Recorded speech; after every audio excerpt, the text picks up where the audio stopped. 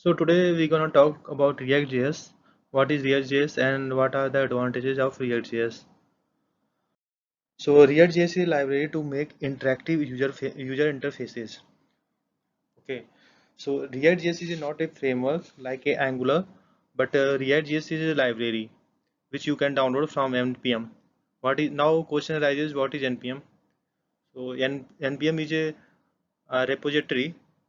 Okay, you can say it is centralized place where uh, there are many libraries which you can download and you can incorporate in your React.js application. Okay, so so React.js uses npm and you can download any number of packages in your React.js application and you can use there. Okay, so we're gonna talk about what is the advantage of React.js. So there we go. So React.js provides reusability of components. Actually, React.js follows the component-based architecture. Okay, you can divide your whole application in different components. Suppose there are application like you can say Amazon or Flipkart. So there are many sections. There can be headers, there can be main body, there can be footer. So every component you can write separate code for every component in React.js. And suppose there are one component and you are using that component in multiple places. Okay, so you don't need to write two separate components. You can write only one component and you can reuse that component in many places, as many as you want. And as I told you, it uses npm, which provides many libraries, and you can use those libraries in your applications. Okay, so I have worked in many applications, many javascript application where you need to maintain routing.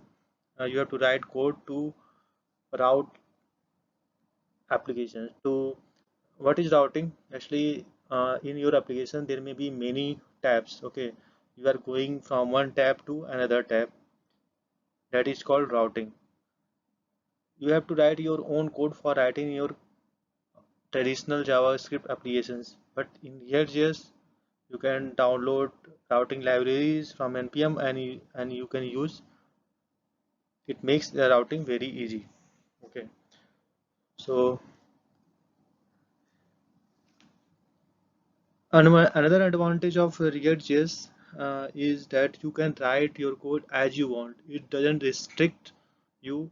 No, write in this particular way. Okay, so I have seen in Angular there are some restriction of writing code, but in React.js it is not. In React.js you can use uh, JavaScript, you can use TypeScript. It doesn't compel you to use only TypeScript or JavaScript. And one other advantage of React.js is you can easily integrate testing libraries in your React.js application. Okay, so what happens? State management. What is state management? Actually, in in your applications, whenever any DOM elements changes, the whole application re-renders. Okay, but React.js follows the concept of virtual DOM. It re-renders only it is very necessary. So state management in React.js is easy and very efficient. Suppose that you have yeah, and reduce bundle size. What is this?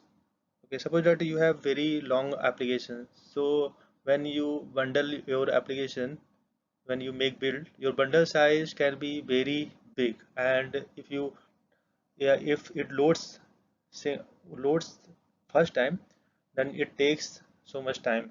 Okay, so to make it efficient, to reduce the timing of loading of your application, React provides some features with the help of which you can reduce your bundle size and can divide your bundle in many parts, and you can fetch that smaller chunk of bundle whenever it is necessary.